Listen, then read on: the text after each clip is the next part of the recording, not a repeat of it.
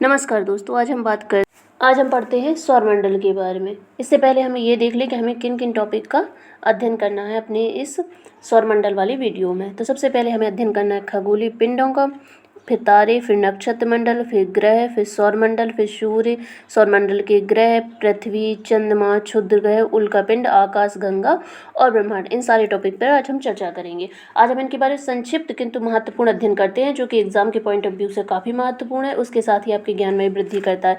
पहले हम ये देख लें कि सौरमंडल आखिर दिखता कैसा है। सौरमंडल के केंद्र में सूर्य, उसके बाद बुध, शुक्र, पृथ्वी, पृथ्वी के ऊपर चंद्रमा, मंगल के बाद बृहस्पति, शनि, अरुण, वरुण, ये सारे ग्रह आपको दिख रहे होंगे। ये हमारे सौरमंडल का एक चित्र है, जिसके माध्यम से हमें थोड़ी बहुत जानकारी प्राप्त होती है कि आखिर सौरमंडल दिखता कैसा है।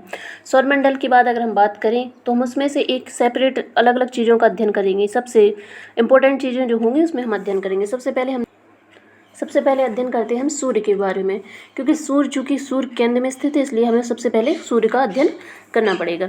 सूर्य सौरमंडल के केंद्र में स्थित है। सूर्य के द्वारा ही सभी ग्रहों को, जो 8 मुख्य ग्रह हैं, उन्हें ऊष्मा प्राप्त होती है और सूर्य के प्रकाश से ये सारे ग्रह प्रकाशमान होते हैं। यह बहुत बड़ा और अत्यधिक गर्म गैसों से बना है। इसका खिंचाव बल इससे सौरमंडल को बांधे रखता है। सूर्य सौरमंडल के लिए प्रकाश ऊष्मा का एकमात्र स्रोत है, लेकिन हम इसकी अत्यधिक तेज ऊष्मा को महसूस नहीं करते, क्योंकि इसके सबसे नजदीक का तारा होने के बावजूद यह हमसे बहुत दूर है। सूर्य पृथ्वी से लगभग 15 करोड़ किलोमीटर की दूरी पर स्थित है। सूर्य के 8 ग्रह और अन्य उपग्रह हैं, जिनका अध्ययन हम आगे करेंगे। सूर्य के अध्ययन के बाद बात करेंगे हम खगोलीय पिंडों के बारे में कि खगोलीय पिंड क्या कहलाते हैं।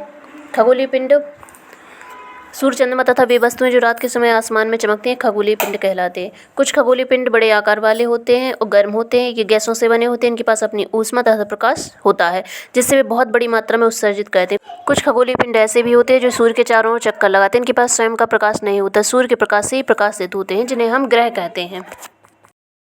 इनका आकार बड़ा होता है। सूर्य और पृथ्वी भी एक ग्रह हैं। आकार में बड़े और गर्म और गैसों से बने होते हैं। इन्हें तारा भी बोलते हैं।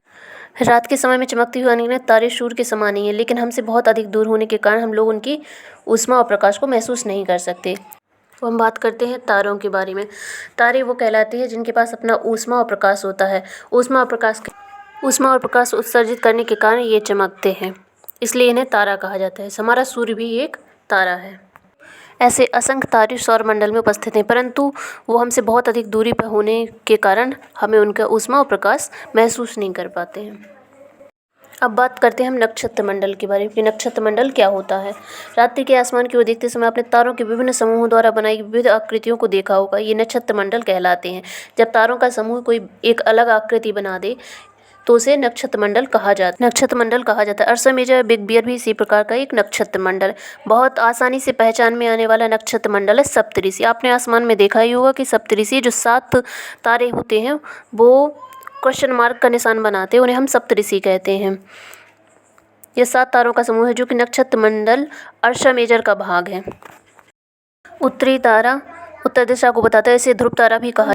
अब बात करते हैं हम ग्रह के बारे में कि ग्रह क्या होते हैं। कुछ खगोलीय पिंडों में अपना प्रकाश व ऊष्मा नहीं होती, वे तारों के प्रकाश से प्रकाशित होते हैं। ऐसे पिंड ग्रह कहलाते हैं। ग्रह, जिसे अंग्रेजी में प्लेनेट कहा जाता है, ऐसे खगोलीय पिंड जो सूर्य के चारों ओर चक्कर लगाते हैं। इनके पास स्वयं का कोई प्रकाश भी नहीं होता, सूर्य के प्रकाश से प्रकाशित होते हैं। इन्हें हम ग्रह कहते हैं। ग्रह, हमारे सौरमंडल में टोटल 8 ग्रह हैं। इनका निश्चित पथ होता है। सौरमंडल के सभी 8 ग्रह एक निश्चित पथ पर सूर्य का चक्कर लगाते हैं। ये रास्ते दीर्घवृत्ताकार में फैले हुए हैं। ये कक्षा कहलाते हैं। बुध सूर्य के सबसे नज़दीक है। अपनी कक्षा में सूर्य के चारों ओर एक चक्कर लगाने से केवल 88 दिन लगते हैं। अभी तक प्लूटो को भी एक ग्रह माना जाता है, परंतु अंतर्राष्ट्रीय खगोलीय संगठन ने अपनी बैठक अगस्त 2006 में प्लूटो को ग्रहों की श्रेणी से हटाकर बोना ग्रह की श्रेणी में डाल दिया। अतः नई मान्यता के अनुसार ग्रहों की संख्या 9 से घटकर 8 हो गई। ग्रह वह खगोलीय पिंड जो सूर्य की परिक्रमा करता है, अपने स्वयं के गुरुत्वाकर्षण के लिए पर्याप्त पदार्थ। अब हम बात करते हैं सौरमंडल में पाए जाने ग्रहों की। कुछ आंतरिक ग्रह, कुछ बाह्य ग्रह कहलाते हैं। आंतरिक ग्रह जो सूर्य के सबसे निकट होते हैं, जैसे बुध, शुक्र, पृथ्वी, मंगल, ये ठोस होते हैं और साथ ही ये क्षुद्र ग्रह पट्टिका के अंदर होते हैं, इसलिए इन्हें आंतरिक ग्रह कहा जाता है, जैसे बुध, शुक्र, पृथ्वी, मंगल। और जो बाह्य ग्रह होते हैं वो क्षुद्र ग्रह पट्टिका के बाहर पाए जाते हैं और ये गैसीय ग्रह होते हैं। इनमें बृहस्पति, शनि, अरुण और वरुण। बृहस्पति सबसे बड़ा ग्रह है और बुध सबसे छोटा और सूर्य के सबसे निकट का ग्रह पाया जाता है। इस प्रकार हम अपने ग्रहों को 2 श्रेणियों में बांट पाते हैं, आंतरिक और बाह्य में। सौरमंडल में सूर्य और अन्य ग्रहों के अलावा बौने ग्रह, प्राकृतिक ग्रह, उपग्रह, क्षुद्र ग्रह, उल्काएं, धूमकेतु, खगोलीय ग्रह अपने आकार, संगठन करने वाले पदार्थ, तापमान तथा सूर्य के चारों ओर परिक्रमा की अवधि की दृष्टि से एक दूसरे से भिन्न है। इन भिन्नताओं का मुख्य कारण सूर्य से इनकी क्रमशः दूरी है।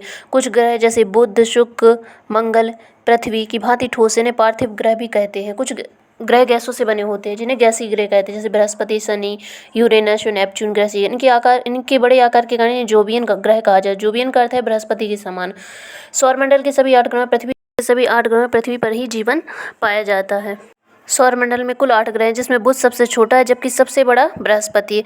शुक्र सर्वाधिक चमकीला ग्रह है। वरुण सबसे दूर स्थित है। यह सूर्य की परिक्रमा करने में सर्वाधिक समय लगाता है। ग्रह अप्रकाशवान होते हैं किंतु सूर्य के प्रकाश से प्रकाशित होते हैं।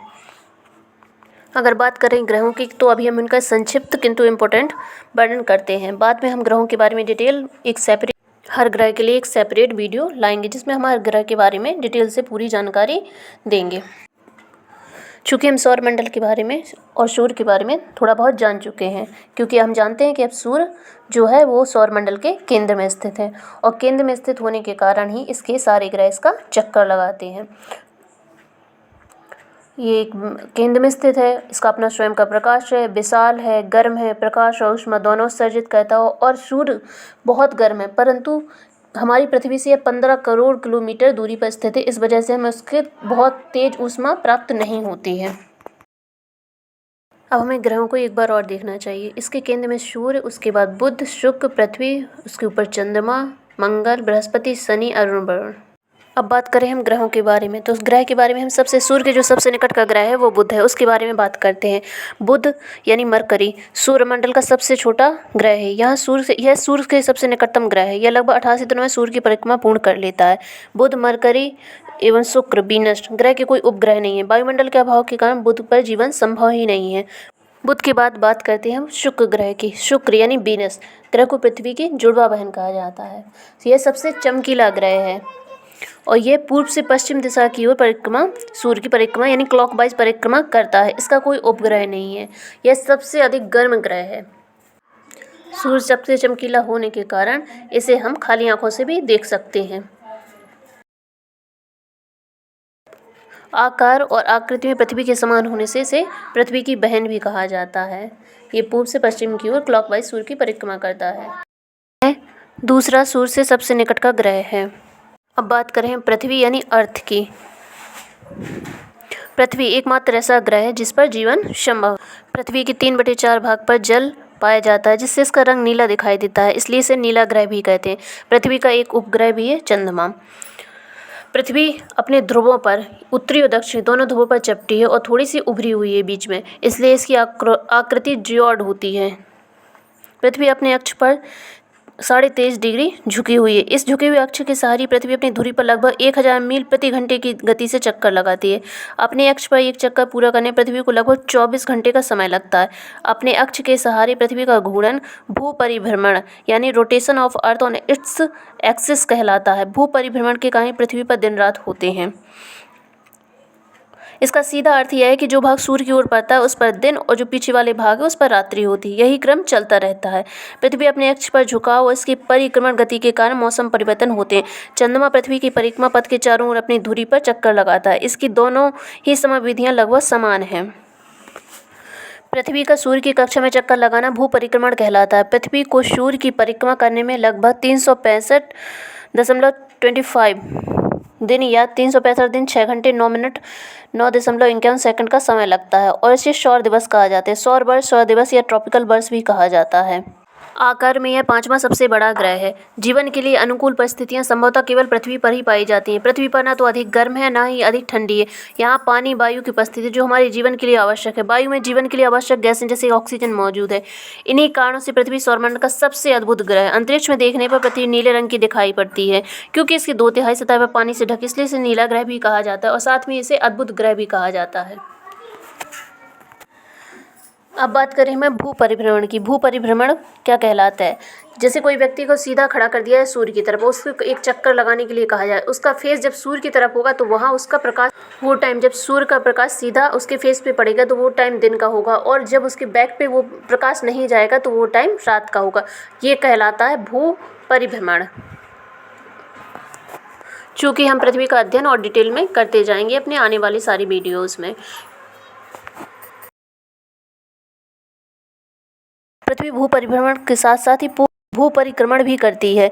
पृथ्वी सूर्य की परिक्रमा, पृथ्वी अपने अक्ष पर घूमने के साथ साथ ही सूर्य का परिक्रमा भी करती है। अब बात करें हम चंद्रमा की। हमारी पृथ्वी के पास केवल एक उपग्रह चंद्रमा, इसका व्यास पृथ्वी के व्यास का केवल 1/4। यह इतना बड़ा इसलिए प्रतीत होता है क्योंकि यह हमारे ग्रह के अन्य खगोलीय पिंडों की अपेक्षा नज़दीक है। यह हमसे लगभग 3,84,400 किलोमीटर की दूरी पर स्थित है। अब बात करें हम मंगल ग्रह की। मंगल ग्रह यानी मार्स सूर्य की दूरी के अनुसार पृथ्वी के बाद चौथा ग्रह है। मंगल ग्रह का अक्षीय झुकाव 23°59 है, जो लगभग पृथ्वी के समान है। मंगल ग्रह पर फेरस ऑक्साइड की अधिकता से इसका रंग लाल दिखाई देता है, इसलिए इसे लाल ग्रह भी कहते हैं। इसके 2 उपग्रह भी हैं। इनमें से एक ग्रह है फोबोस और दूसरा उपग्रह है डीमोस। डीमोस सौरमंडल का सबसे छोटा उपग्रह है। मंगल पर पाया जाने वाला पर्वत निक्स ओलंपिया एवरेस्ट से लगभग 3 गुना बड़ा है। मंगल की लाल सतह होने के कारण इसे लाल ग्रह भी कहा जाता है। बृहस्पति यानी जुपिटर सौरमंडल का सबसे बड़ा ग्रह है। इसमें SO2 गैस की अधिकता पाई जाती है। इसका रंग पीला है, इसलिए इसे पीला ग्रह भी कहा जाता है। इसके सर्वाधिक उपग्रह हैं। बृहस्पति अपने अक्ष पर सौरमंडल का सर्वाधिक तेज गति से घूर्णन करने वाला ग्रह है। बृहस्पति के लगभग वर्तमान में 69 उपग्रहों की खोज हो चुकी है। गैनीमीड सौरमंडल का सबसे बड़ा उपग्रह है। ये क्षेत्रफल की दृष्टि से सबसे बड़ा ग्रह है। वर्तमान में ग्रह उनके प्राकृतिक उपग्रह इस प्रकार हैं। बुध उसके 0 उपग्रह है। शुक्र उसका भी कोई उपग्रह नहीं है। पृथ्वी उसका 1 है। चंद्रमा मंगल के 2 हैं। बृहस्पति के 69 है। शनि के 61 है। अरुण के 27, वरुण के 14 उपग्रह हैं। इस प्रकार सर्वाधिक प्राकृतिक उपग्रह बृहस्पति के पास ही हैं। ये हो गए हमारे सूर्य के आंतरिक ग्रह और बृहस्पति एक बाह्य ग्रह। इसके पहले जो भी हमने अध्ययन किया वो सारे आंतरिक ग्रह थे जो क्षुद्र ग्रह पट्टिका के अंदर थे। बृहस्पति एक बाह्य ग्रह है जो क्षुद्र ग्रह पट्टिका के बाहर और यह गैसीय ग्रह है। अब कल हम अन्य ग्रहों के बारे में, शनि, अरुण, वरुण, इनके बारे में और साथ में चंद्रमा के बारे में कुछ और अन्य जानकारी एकत्रित करेंगे। धन्यवाद आपका देखने के लिए। अपना सपोर्ट बनाए रखें। लाइक, शेयर और सब्सक्राइब करें। धन्यवाद।